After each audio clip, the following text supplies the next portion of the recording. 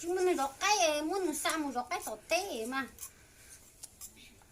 chả cái sẽ phê luôn đi có chỉ có tiền cái cái lên xài cái trả anh chỉ chỉ có đó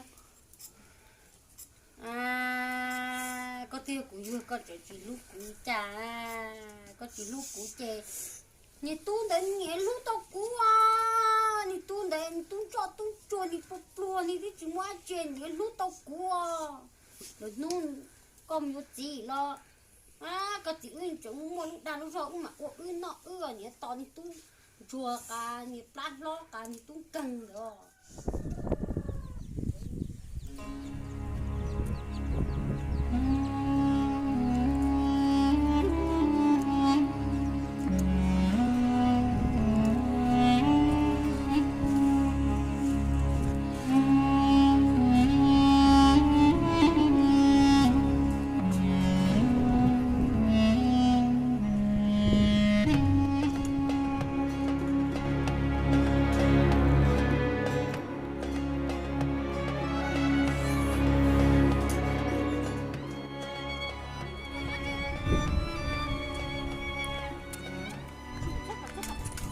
có chỉ có cái gì của hai tổ tê,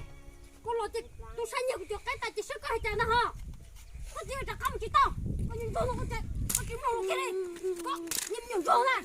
không có những cái tôi ta chỉ có nhớ là không cái nhà cái con nó nhiều chỗ không, mà chỉ là cá mối là cũng mà sao mà tôi có nó có té đâu, cái mồm chỗ nè, có chỉ là tôi cái sao một linh đây gió mua, chỉ cả nó có cái tổ tê quá, nhiều ác gì.